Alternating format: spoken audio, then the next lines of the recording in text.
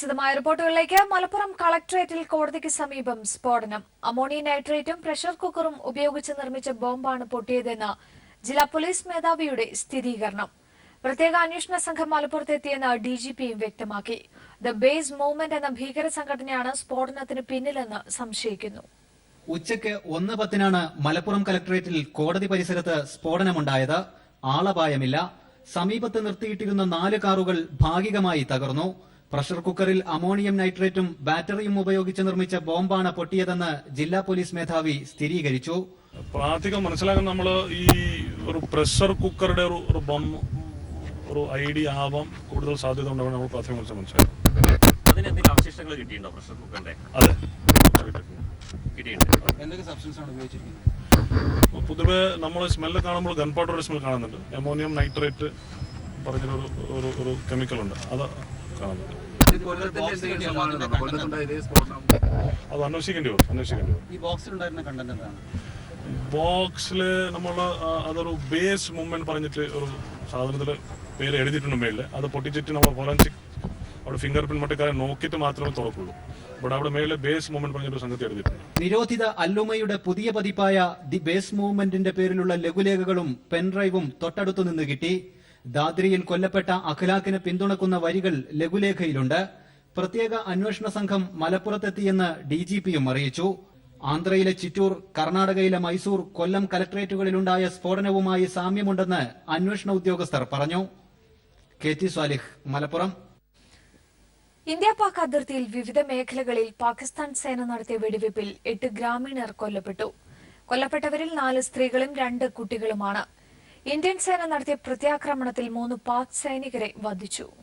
ജമ്മു, സാംബ, രജൌരി ജില്ലകളിലെ ഇന്ത്യൻ സൈനിക പോസ്റ്റുകളെയും ജനവാസ കേന്ദ്രങ്ങളെയും ലക്ഷ്യം വച്ചായിരുന്നു പാകിസ്ഥാന്റെ വെടിവെപ്പ്. അരാനിയ, നൌഷീറ, രാങ്കർ മേഖലകളിൽ ശക്തമായ വെടിവെപ്പും ഷെല്ലാക്രമണവും ഉണ്ടായി. വെടിവെപ്പിൽ 4 സ്ത്രീകളും 2 കുട്ടികളും ഉൾപ്പെടെ 8 പേർ കൊല്ലപ്പെട്ടു. രാംഗർ മേഖലയിലുണ്ടായ വെടിവെപ്പിലാണ് 5 വയസ്സ് പ്രായമുള്ള 2 കുട്ടികൾ കൊല്ലപ്പെട്ടത്. 80ഓളം പേർക്ക് പരിക്കേറ്റിട്ടുണ്ട് എന്നാണ് റിപ്പോർട്ടുകൾ. ഇന്ത്യൻ സേനയും ശക്തമായ തിരിച്ചടി ആരംഭിച്ചു. ഇന്നലെ പാകിസ്ഥാൻ നടത്തിയ വെടിവെപ്പിൽ ഒരു സ്ത്രീയും ഒരു BSF ജവാനും കൊല്ലപ്പെട്ടിരുന്നു. വെടിവെപ്പിന്റെ മറവിൽ നുഴഞ്ഞുകയറ്റത്തിനുള്ള ശ്രമമാണ് പാകിസ്ഥാൻ നടത്തുന്നതെന്ന് BSF DGP ധർമ്മേന്ദ്ര പരീഖ് പറഞ്ഞു. കഴിഞ്ഞ 1 മാസത്തിനിടെ 60 തവണയിലധികമാണ് പാകിസ്ഥാൻ വെടിനിർത്തൽ കരാർ ലംഘിച്ചത്. അതിനിടെ സംസ്ഥാനത്തെ സ്ഥിതിഗതികൾ വിശദീകരിക്കാനായി ജമ്മു കാശ്മീർ ഗവർണർ NN വോറ ആഭ്യന്തരമന്ത്രി രാജ്നാഥ് സിംഗുമായി കൂടിക്കാഴ്ച നടത്തി. News bureau, Delhi. ഭോപ്പാൽ ഏറ്റുമുട്ടലിൽ ഇനി ഉന്നതതല തുടരന്വേഷണം നടത്തില്ലെന്ന് മധ്യപ്രദേശ് സർക്കാർ. NIA അന്വേഷണം തന്നെ പര്യാപ്തമാണെന്ന് മധ്യപ്രദേശ് ആഭ്യന്തരമന്ത്രി ഭൂപേന്ദർ സിംഗ് പറഞ്ഞു.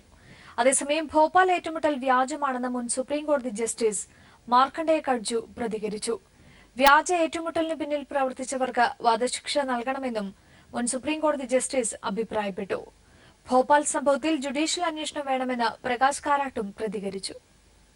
സിമി പ്രവർത്തകർ സെൻട്രൽ ജയിൽ ചാടുകയും പിന്നീട് പോലീസ് വെടിവെച്ച് വധിക്കുകയും ചെയ്ത സംഭവത്തിൽ ഇനി തുടരന്വേഷണം നടത്തേണ്ട ആവശ്യമില്ലെന്നാണ് മധ്യപ്രദേശ് സർക്കാർ വ്യക്തമാക്കിയത്. ഭോപ്പാൽ ഏറ്റുമുട്ടൽ വ്യാജമെന്ന ആരോപണം ശക്തമാകുന്നതിനിടയിലാണ് ഇനി ഇക്കാര്യത്തിൽ അന്വേഷണം നടത്തേണ്ട ആവശ്യമില്ലെന്ന് മധ്യപ്രദേശ് ആഭ്യന്തരമന്ത്രി ഭൂപേന്ദർ സിംഗ് പറഞ്ഞത്. സംഭവ സമയത്ത് CCTV ക്യാമറകളും ജയിൽ അലാറവും മതിലിന് മുകളിൽ സ്ഥാപിച്ചിരുന്ന ഇലക്ട്രിക് കമ്പികളും പ്രവർത്തിച്ചിരുന്നില്ലെന്നാണ് അധികൃതരുടെ വിശദീകരണം. ജയിൽ ചാടുന്നതിന് പ്രതികൾക്ക് ജയിൽ ഉദ്യോഗസ്ഥരുടെ സഹായം ലഭിച്ചിരുന്നോ എന്നത് സംബന്ധിച്ചും ദേശീയ അന്വേഷണ ഏജൻസിയുടെ അന്വേഷണം വ്യക്തമാക്കുമെന്നുമാണ് ആഭ്യന്തര മന്ത്രാലയത്തിന്റെ നിലപാട്. സിമി പ്രവർത്തകരെ കൊലപ്പെടുത്തിയതിൽ സർക്കാരിനെ അഭിനന്ദിക്കുകയാണ് വേണ്ടതെന്ന പ്രതികരണവുമായി മന്ത്രി കുസും മെഹ്തലയും രംഗത്തെത്തി. അതേസമയം ഭോപ്പാൽ ഏറ്റുമുട്ടൽ നാടകമെന്ന ആരോപണത്തിൽ പ്രതിപക്ഷ കക്ഷികൾ ഉറച്ചു നിൽക്കുകയാണ്. ജുഡീഷ്യൽ അന്വേഷണം വേണമെന്ന ആവശ്യം കോൺഗ്രസ് അടക്കമുള്ള പാർട്ടികൾ ശക്തമാക്കിയിരുന്നു. അതേസമയം ഏറ്റുമുട്ടൽ വ്യാജമെന്നാണ് തനിക്ക് ലഭിച്ച വിവരമെന്ന് മുൻ സുപ്രീംകോടതി ജസ്റ്റിസ് മാർക്കണ്ഡേയ കട്ജു പ്രതികരിച്ചു. ഇതിന് പിന്നിൽ പ്രവർത്തിച്ചവർക്ക് വധശിക്ഷ നൽകണമെന്നും മുൻ സുപ്രീംകോടതി ജസ്റ്റിസ് ഫേസ്ബുക്കിൽ കുറിച്ചു. News bureau, Delhi. കൊച്ചിയിൽ ഗുണ്ട അറസ്റ്റ്. ഭായി നസീറിന്റെ സംഘാംഗങ്ങളായ ഭരതൻ ഷിജു, അബി, റംഷാദ്, അബ്ദുസലാം എന്നിവരെയാണ് പ്രത്യേക പോലീസ് സംഘം അറസ്റ്റ് ചെയ്തത്. ഭൂമി ഇടപാടുമായി ബന്ധപ്പെട്ട് നെട്ടൂർ സ്വദേശിയെ തട്ടിക്കൊണ്ടുപോയി ഭീഷണിപ്പെടുത്തിയെന്ന കേസിൽ മരട് നഗരസഭാ വൈസ് ചെയർമാൻ ആന്റണി ആശാൻ പറമ്പിലാണ് 1-ാം പ്രതി. കൌൺസിലർ ജിൻസൺ പീറ്റർ 2-ാം പ്രതിയാണ്. ഇരുവരും ഒളിവിൽ പോയതായി പോലീസ് അറിയിച്ചു. 2013 കേസിനാസ്പദമായ സംഭവം. ഭൂമി വാങ്ങി നിലം നികത്തി കൊടുക്കലായിരുന്നു ഷുക്കൂറിന്റെ പ്രധാന ജോലി. നിലവിൽ മരട് നഗരസഭാ വൈസ് ചെയർമാൻ ആന്റണി ആശാൻപറമ്പിൽ ഷുക്കൂറിന്റെ ജോലികൾ തടസ്സപ്പെടുത്തുകയും പകരം ഗുണ്ടാ സംഘങ്ങളെ ഉപയോഗിച്ച് നിലം നികത്തൽ തുടരുകയും ചെയ്തു. ഇതിനെതിരെ മുൻ UDF സർക്കാരിന്റെ കാലത്ത് പോലീസിൽ പരാതി നൽകിയെങ്കിലും എറണാകുളത്തെ ഒരു മന്ത്രി ഇടപെട്ട് കേസ് അട്ടിമറിച്ചെന്ന് ഷുക്കൂർ പറഞ്ഞു.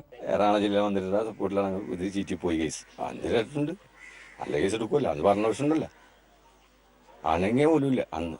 പരാതി നൽകിയ വൈരാഗ്യത്തിൽ ആന്റണി ആശാൻപറമ്പിലും നിലവിൽ കൌൺസിലറുമായ ജിൻസൺ പീറ്ററും ചേർന്ന് തന്നെ കാറിൽ കയറ്റി കൊണ്ടുപോവുകയും നെട്ടൂരിലെ ഒരു വീട്ടിലെത്തിച്ച് ഗുണ്ടകളെ കൊണ്ട് ആക്രമിപ്പിച്ചെന്നും ഷുക്കൂർ പറഞ്ഞു. തന്റെ ജോലി തടസ്സപ്പെടുത്തുന്ന പ്രവൃത്തി ആന്റണി ആശാൻപറമ്പിൽ ഇപ്പോഴും തുടരുന്നതിനാൽ പ്രത്യേക പോലീസ് സംഘത്തിന് പരാതി നൽകുകയായിരുന്നുവെന്ന് ഷുക്കൂർ പറഞ്ഞു.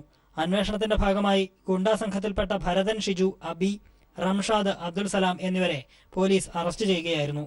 News bureau, Kochi.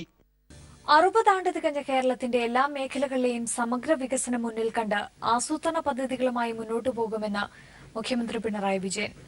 കേരളപ്പിറവിയുടെ 60ാം വാർഷികാഘോഷ പരിപാടികളുടെ ഉദ്ഘാടനം നിർവഹിച്ച് സംസാരിക്കുകയായിരുന്നു മുഖ്യമന്ത്രി. വിവിധ മേഖലകളിൽ നിന്നുള്ള 60 മഹത് വ്യക്തിത്വങ്ങൾ 60 മൺചിരാതുകൾ തെളിയിച്ചതോടെയാണ് ഒരു വർഷം നീണ്ടു നിൽക്കുന്ന ആഘോഷ പരിപാടികൾക്ക് തുടക്കമായത്. അതേസമയം കേരളപ്പിറവി ദിനാഘോഷങ്ങളിലേക്ക് ഗവർണറെ ക്ഷണിക്കാത്തത് പ്രോട്ടോകോൾ പ്രശ്നമുള്ളതുകൊണ്ടാണെന്ന് മുഖ്യമന്ത്രി വ്യക്തമാക്കി.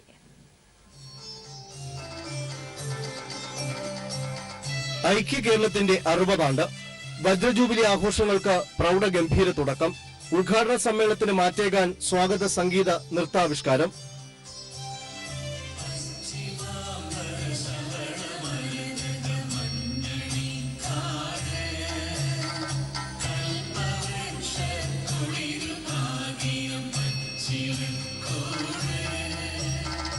തുടർന്ന് വിവിധ മേഖലകളിൽ നിന്നുള്ള 60 മഹത് വ്യക്തിത്വങ്ങൾ ചേർന്ന് വേദിയിലൊരുക്കിയിരുന്ന 60 മൺചിരാതുകളിൽ ദീപം തെളിയിച്ചതോടെ ഒരു വർഷം നീളുന്ന ആഘോഷ പരിപാടികൾക്കും തിരിതെളിയുകയായിരുന്നു.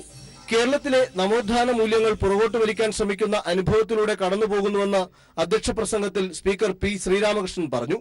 ഉദ്ഘാടന സമ്മേളനത്തിൽ ഗവർണറെ പങ്കെടുപ്പിക്കാത്തതിന്റെ വിശദീകരണം നൽകിയാണ് മുഖ്യമന്ത്രി പിണറായി വിജയൻ പ്രസംഗം ആരംഭിച്ചത്. ഗവർണറെ മറന്നുപോയിട്ടില്ല. പ്രോട്ടോകോൾ പ്രശ്നമുള്ളതിനാലാണ് ഗവർണറെ ഈ പരിപാടിയിൽ ക്ഷണിക്കാത്തത്.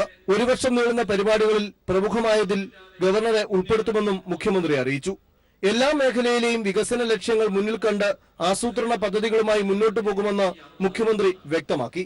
കൂടുതൽ തുല്യതയുള്ള, കൂടുതൽ വികസനമുള്ള, കൂടുതൽ സമാധാനമുള്ള, കൂടുതൽ കെട്ടുറപ്പുള്ള, കൂടുതൽ മതനിരപേക്ഷവും സ്വതന്ത്രവുമായ, കൂടുതൽ ജനാധിപത്യം പുലർത്തുന്ന കേരളത്തിനായി നമുക്ക് സ്വയം പുനരർപ്പിക്കാം. ഓരോരുത്തരും അവരുടെ ചുമതലകൾ വിശ്വസ്തയോടെയും ആത്മാർത്ഥതയോടെയും നിർവഹിച്ചാൽ കേരളം കേരളമാകുമെന്ന് ചടങ്ങിൽ മുഖ്യ അതിഥിയായിരുന്ന ഫിലിപ്പോസ് മാർ ക്രിസോസ്റ്റം തിരുമേനി അഭിപ്രായപ്പെട്ടു. പ്രതിപക്ഷ നേതാവ് രമേശ് ചെന്നിത്തല, മന്ത്രി ഇ ചന്ദ്രശേഖരൻ, കവയത്രി Sugathakumari, PK Kunhalikutty, PT Usha, O Rajagopal എന്നിവർ ചടങ്ങിൽ ആശംസ അർപ്പിച്ച് സംസാരിച്ചു. Sunil Arimanu, news bureau, Thiruvananthapuram.